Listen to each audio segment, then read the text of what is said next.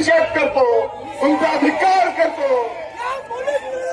एकीकडे माननीय मुख्यमंत्री महोदय, माननीय उपमुख्यमंत्री महोदय, संपूर्ण महाराष्ट्राची जनता त्या आरोपीला फाशीची शिक्षा झाली पाहिजे म्हणून आपण पाठपुरावा करतो आहोत। आणि दुसरीकडे आपले डीवायएसपी त्या आरोपीला पाठीशी घालण्याचं काम करतात।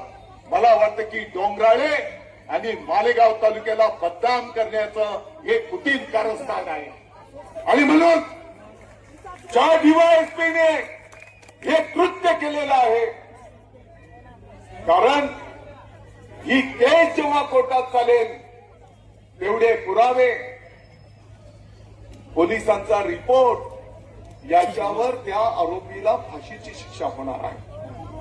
माननीय मुख्यमंत्री महोदयांनी फास्ट ट्रॅक कोर्ट, वरिष्ठ वकील तज्ञ देण्याचा निर्णय केला आणि कोणाच्या सांगण्यावरून तो डीवायएसपी त्या ठिकाणी स्वतःहून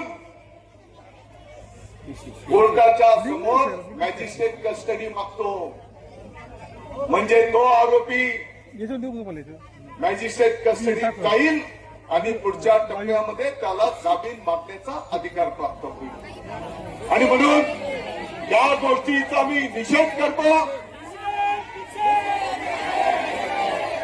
मालेगावचे आपले सर्व वकील महोदय कोर्टामध्ये उपस्थित झाले। मी स्वतः ऍडिशनल एसपी संधू साहेबांशी संपर्क केला।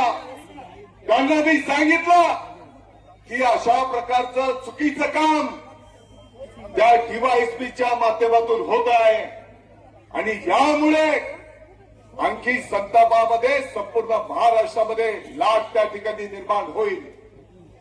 आणि मग तो एनसीआरचा रिपोर्ट त्या ठिकाणी बदलला गेला आणि त्या ठिकाणी पोलीस कोठडी मागितली गेली।